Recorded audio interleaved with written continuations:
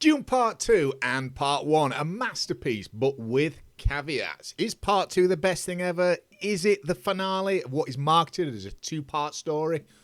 Maybe it's a 1.75. If you've seen the hype train rolling for both of these films and you're thinking of jumping on board, there's a few things you should know first. We'll do a recap of Part 1, then we'll get into Part 2. My thoughts, good, bad, spoiler-free. Let's do it.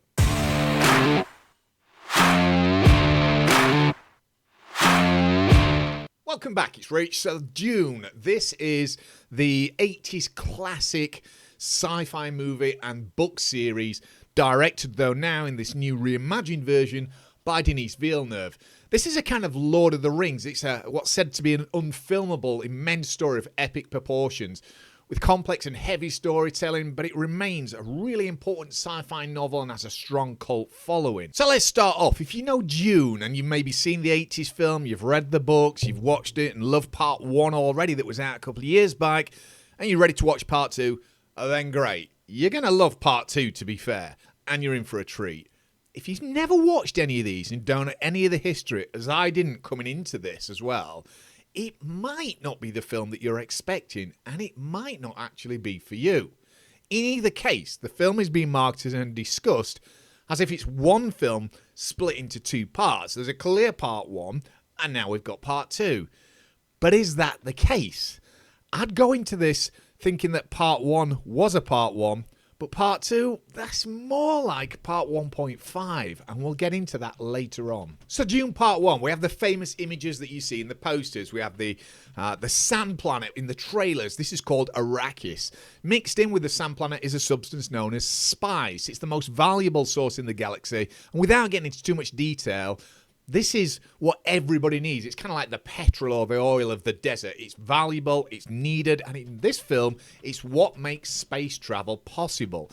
And living on this is the Fremen, which they have adapted themselves. They've got this technology to make that work. Outside of this planet, we have the Emperor, who rules above all, along with various other planets and houses. Kind of think Game of Thrones with the Starks, Lannisters, etc.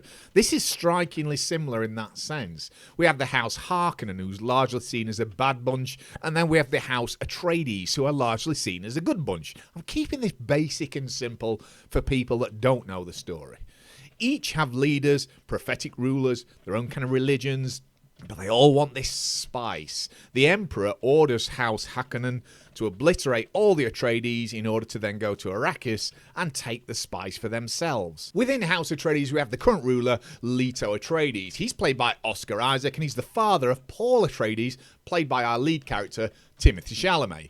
Leto's married to Lady Jessica, played by Rebecca Ferguson, and she's a part of a race of kind of prophetic religious people that can summon people to do their will. It's a bit kind of like the Force in Star Wars, where you kind of want something to come toward you, and it does do that. And this ability is passed down to Paul Atreides as well, and part of this means that he has multiple reoccurring visions too of himself working with the indigenous Fremen tribe on the Dune planet as a potential ruler of them, along with Zendaya and other future potential scenarios. And aside these key main characters, we get people like Josh Brolin and Jason Momoa as kind of military leaders, sworn protectors of the Atreides leaders. And on the other side, the Harkonnens, we have Vladimir Harkonnen. He's played by Stellan Skarsgård, and he's awesome in both of these films, and he rules and commands with little compassion for his people, as a big bad leader would. He also pushes Dave Bautista's character, Glossu Raban, to lead the attacks, and he's a kind of military leader, a bit like Josh Brolin, for the bad guys though this time.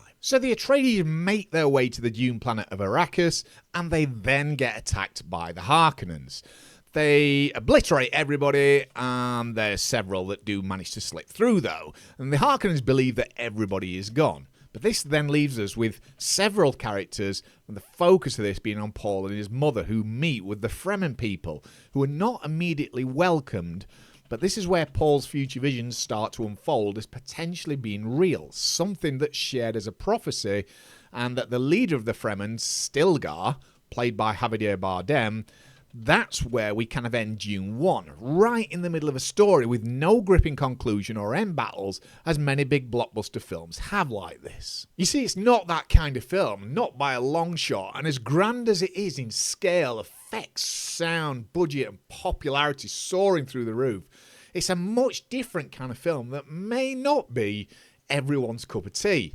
It's a large epic scale, it's a visual masterpiece of cinema art and sound and storytelling, and not this kind of big action-packed excitement that can be provided by something similar to, say, Avengers Infinity War. Something that I consider a great film, but very different for different kinds of audiences and people. And that's something to consider before jumping into these. This film is slow, it's meticulous. Much of the story is told from an audio-visual point of view. It's deep and can be very confusing and heavy-going at times, can be difficult to keep up with. Even me explaining the background here, it's heavy to put across, and it might not be too easy to process. It reminded me a lot of the early Game of Thrones. It takes some getting used to. You've got these unusually named characters and houses and planets, locations, etc. But once it starts to click, it then starts to show and unfold its majestic side to it all. So Dune Part 2 picks up right where we left off with Part 1. It introduces us to a small scene with some narration from the Emperor's daughter. This is Princess Irulan, and she's played by Florence Pugh. And despite that she's talking to someone else, she's kind of basically running through what happened so far in Dune Part 1 and almost narrating it to the audience. It's a clever way to bring you up to speed. We then cut back to the Fremen people on the sandy planet of Arrakis, the Dune planet. This is exactly where we finished in Part 1. And we continue with Paul Atreides and his mother, Lady Jessica, befriending them and becoming part of their people. It's a slow and natural, believable progression as we watch Paul learn their ways over a good hour or more, including how to walk their way, more about the giant sandworms, and how the Fremen connect with them for a benefit, along with many other aspects. We also get a conflict of sorts with Paul, still not being sure of his prophecy to be their leader, who ultimately would restore peace and fruitful conditions back to this Dune planet. Whereas Javier Bardem's Stilgar, the current leader of the Fremen, 100% believes that he was the one that was sent to make this prophecy come true and fulfill it. He thinks he will be their leader. We also see the relationship between Paul and Zendaya's character, Chani, develop, and this continues through the whole filmmaking and makes it a bit more somewhat of a love story too. The Harkonnens, learning of the few survivors, are furious as expected, and these could be a threat to their plans, so they seek to find these survivors and the Fremen at any cost to again try and obliterate and finally take over. It leads to an epic conclusion of visual and emotional amazement on the screen as our heroes and villains battle it out in one big end scene once and for all. And with that in mind, you'd be thinking that, well, that's it then. Part 2 of Part 2, the movie Dune done and finished. Only it's not. Now, it doesn't end like the first part, but it doesn't end like a final part either. It's kind of like an in-between movie, maybe a bit more than that, but you could say this is about a 70% finished film in that sense, if you're looking for a conclusion statistic. The story threads tie up, but there's clearly more to tell, and there's some that don't tie up as well. And I think it's important to know that going in, because I didn't expect that. I thought this was it and it wraps it up. Now, it's not a cliffhanger ending of any sort, so there's no massively unanswered threads, but it's definitely not wrapping up things on purpose. And it's introducing many story events that can continue and will probably go into a third film, because this is doing really well. The performances are all first class, and we've got a massively stacked cast of great actors on the show here. Many are underused as well, but clearly would be much more important for a future film that will be coming. To cover both films, we get Oscar Isaac playing the leader of the Atreides people of their home planet Caladan. He gives a great performance as both a leader and as a caring father jointly. You get Josh Brolin and Jason Momoa, again of Caladan, and they too provide great, serious military performances with a caring edge and loyalty to their people. Brilliantly cast, especially Josh Brolin, who I think is a great actor. We then get Stellan Skarsgård as Vladimir Harkonnen, and he's a real scene stealer, soaking up this slimy, ruthless and nasty person he is, with ultra-deep gritty voice and a look of disgust due to his physical nature. Stellan's another great actor of our time, and he sinks into this role perfectly, really giving everything he's got to a very complex and deep character. I do have to mention the Emperor, though, played by Christopher Walken. Christopher Walken's one damn fine actor, and if I ever made a movie, he'd always be one of my choices of actors to be in it. But there is this kind of danger with him that has become such a popular meme due to his voice, people impersonating him and the particular nature in which he speaks, that I kind of sat there waiting for him to speak just to hear it. And when I did, I smiled at this too, because I do like him and his accent and his kind of peculiar nature. But it can take you out of the movie for a moment. His performance is great, it's fine. But I see him as Christopher Walken, and it's something that I didn't get with anyone else in this film. I just saw them for the character they are. Dune Part 2 also introduces the new kind of star of Hollywood, Austin Butler, as Fade. He's originally played by the pop legend Sting in the 80s version, but Austin Butler has risen massively since the role of Elvis, a film in my top 5 of the year that it was, and he's got more roles to come soon. But in this, he plays the very pale, white, hairless right-hand warrior of Stellan's Vladimir character, and he does it with a movement and grace of some nasty stalking cat-style kind of physics. His movements are slow and precise but vicious when he attacks, and various scenes show off his abilities well, while other scenes give us the very sly and awkward side of him. Kind of like when you watch Heath Ledger's Joker for the first time. You get a feeling of being uncomfortable with everyone that he's around, because you've got no idea what he's going to do next. It can just kind of spurt into attack for no reason. It's just awkward, but it's great viewing. I would have liked to see more of him and a bit more of his backstory, but what we do get of him in the film is great. He really is a great character. We can name so many as well in this. It just keeps going on, but really, it's Timothée Chalamet what the movie focuses on, and he plays Paul Atreides, our main lead hero across both films, really well. He's clearly giving 110% to the role and fits perfectly with the character, if a little skinny and thin for a kind of prophesized warrior ruler maybe. His arc from being a son and learning a possible fighting techniques and then being a possible ruler of a ship of people on the Dune planet, it is slow, but it's a believable arc, and it's crafted with real care and finesse by the writers. From this and the recent Wonka film, he's another actor destined for more major projects in the near future. Both films are an absolute audio and visual delight. They are magnificent to look at and listen to.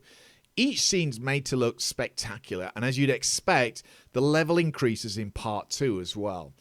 We get more grand-looking shots, battles, the sandworms. These are just things that I've not seen before in these kind of ultra-wide shots. It feels like something new and something different. Maybe, whether you like it or not, a bit like when Avatar came out, it was a real step forward in kind of filmmaking and a visual look of things. And on the flip side, we get the incredible Hans Zimmer score as well, with the sound effects that just thump with bass and great Atmos channels. Both the audio and visual together are a major part of this movie's ability to tell the story.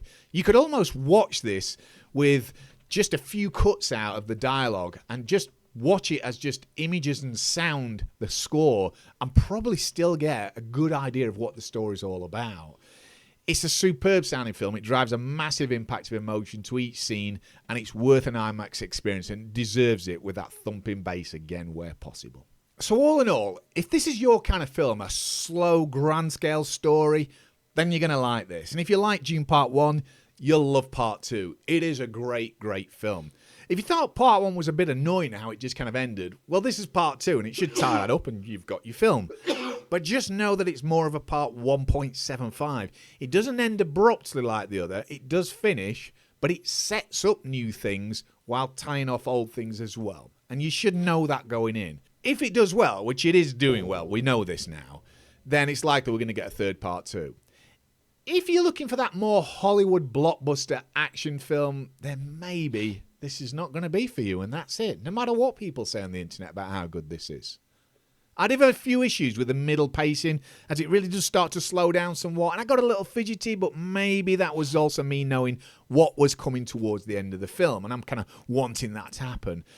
But there might be a bit of a lull point for some people. That. So Dune Part 2, and let's combine this with Part 1. Is it the best film ever? Well, no, not for me. It's certainly probably going to be one of the best films of the year, regardless of what else comes along, and that's for me too. One that I'll watch maybe there was a marathon with Part 1. I wouldn't just watch Part 2 on its own as a standalone film, because it doesn't stand alone on its own. It's just not quite like that. And I think it needs that Part 3 as well. So to sum up and score, I for one understand why it is the masterpiece it's being touted as. But for some, and many, it might just not be your kind of thing. And that's okay. If you like the more fantasy comic book style, Star Wars, Hollywood action blockbuster film, it's not going to be for you, I don't think. I might be wrong, but it's different. It's not that kind of film at all. And I love those kind of films. I understand this, though, because I appreciate that kind of masterful cinematic experience. So for me, though, as a personal rating, I give this a 4 out of 5.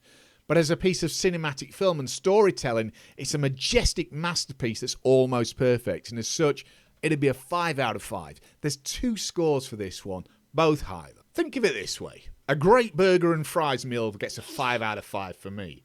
And equally so, a Michelin star world-class Gordon Ramsay meal would also get a 5 out of 5 for me. But they're both very different things. And for some people, it's the burger and fries all day long. For others, it's the art and precision. Both are equally great, but very different. So that's my thoughts. Make what of it as you will. But I hope you do enjoy it. And until next time, keep smiling, peeps.